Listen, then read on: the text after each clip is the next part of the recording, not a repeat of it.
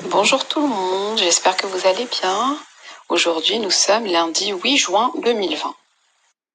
Rappelez-vous que jeudi dernier, nous avons vu un nouveau texte de lecture, Entretien avec Claude Picasso.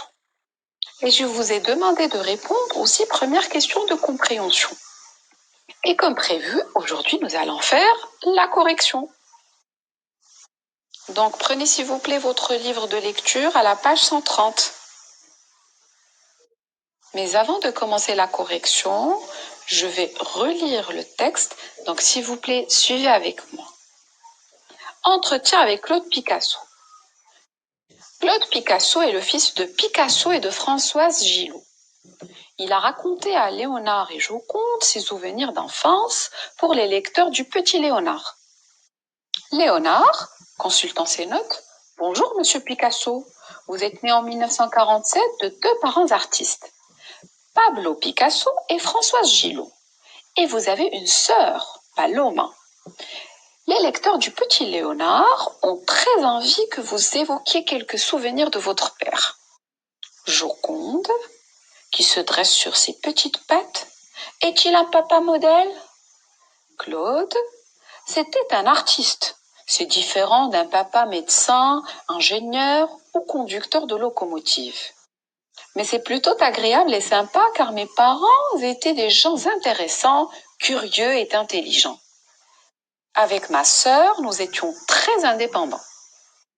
Léonard, vous aviez le droit de rentrer dans l'atelier de votre père? La réponse de Claude, oui, bien sûr. Mon père disait que dans un atelier, on pouvait laisser entrer les enfants et les animaux. Avec eux, il n'arrivait jamais rien. Les catastrophes se produisaient toujours avec les adultes. Alors, on courait à travers l'atelier, on sautait par-dessus les toiles, et il n'y a jamais eu le moindre accident. Joconde, je serais bien entrée moi aussi dans l'atelier de Picasso pour grignoter quelques toiles. Léonard, qui lui fait les gros yeux, et vous dessinez aussi? La réponse de Claude, comme tous les enfants de mon âge. D'ailleurs, je signais mes dessins Matisse, comme le grand peintre et mon père enragé. À l'époque, il n'y avait rien de mieux que Matisse pour moi. Nous allions souvent lui rendre visite, mon père et moi. Je pensais que c'était mon grand-père, car il avait une barbe blanche et était couché. Chez lui, il y avait des découpages partout sur les murs. C'était fantastique. J'ai aussi fait de la gravure avec mon père. J'adore l'odeur de la térébenthine, de l'huile de lin et même de la gomme à effacer qui a un peu chauffé. Joconde, ça ne vaut pas l'odeur d'un camembert bien fait? Léonard, Joconde, s'il te plaît, arrête d'interrompre Monsieur Picasso. Et parlez-nous des sculptures qu'il réalisait car c'était un bricoleur de génie. La réponse de Claude, mon père ramassait toujours les trucs que j'avais cassés. Alors, un jour, j'ai ramassé des choses jetées dans la poubelle et je lui ai dit, c'est pour toi. Mais ce qui m'a le plus énervé, c'est quand il a pris mes petites voitures pour créer la sculpture de sa guenon. C'était une grosse bagarre. Léonard, il vous en a racheté d'autres, j'espère. La réponse de Claude, c'était le grand marchand d'art parisien Kahnweiler qui me les avait donnés, et ce qui est drôle, c'est que j'ai récupéré mes petites voitures quand il m'a revendu l'œuvre. La question de Léonard, savez-vous combien votre père a réalisé d'œuvres? La réponse de Claude, on estime l'ensemble à plus de 40 000 œuvres, mais ce n'est pas extraordinaire, sachant qu'il a commencé à peindre très jeune et qu'il est mort à 92 ans. Mon père ne détruisait pas les œuvres qu'il considérait comme ratées. Il les gardait comme point de repère, contrairement à d'autres artistes comme Matisse ou Braque.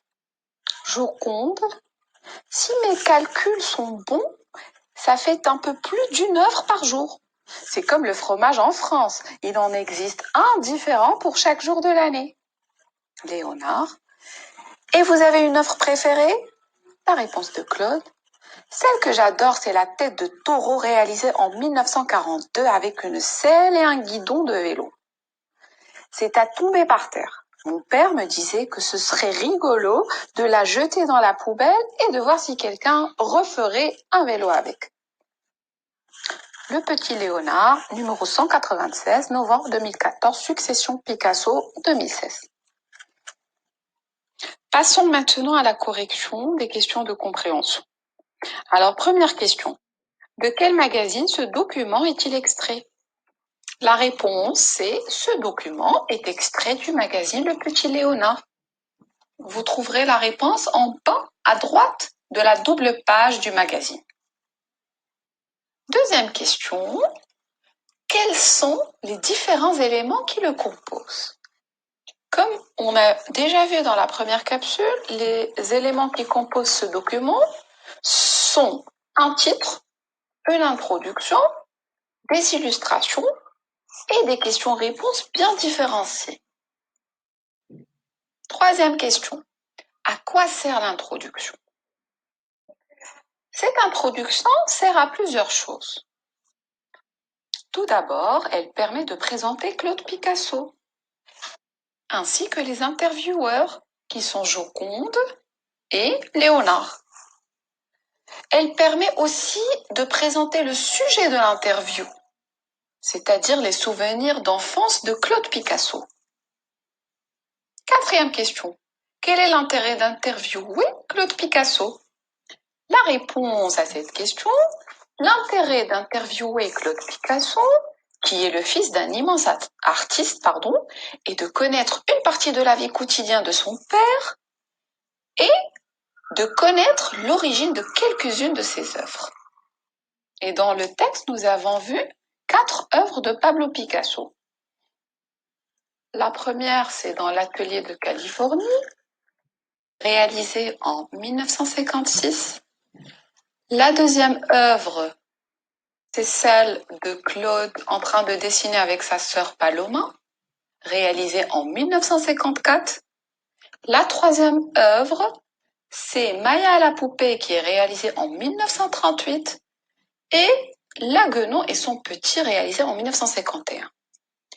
Mais il a également parlé de son œuvre préférée, La tête de taureau, réalisée en 1942.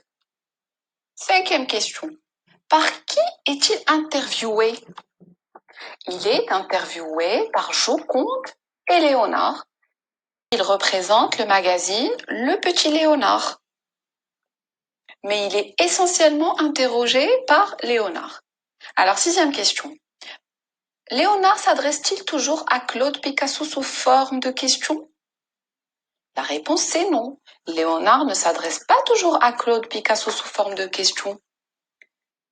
Parfois, ce sont simplement des phrases exclamatives. Par exemple, Léonard dit « Il vous en a racheté d'autres, j'espère ». Voilà, donc j'espère que vous avez bien répondu. Maintenant, je partagerai avec vous quelques œuvres de Pablo Picasso qui ne sont pas présentées dans cette interview. Voici sa première toile, Le petit picador jeune. Il l'a réalisée en 1889 quand il avait 7 ans. Voici une deuxième toile, La coiffeuse, réalisée en 1911. Et une troisième, Le vieux guitariste aveugle, réalisé en 1903. J'espère que vous avez apprécié ces belles toiles de Pablo Picasso. Notre séance d'aujourd'hui est terminée. Si vous avez des questions, c'est tous les mardis et jeudis sur WhatsApp. Je vous souhaite bon courage et au revoir.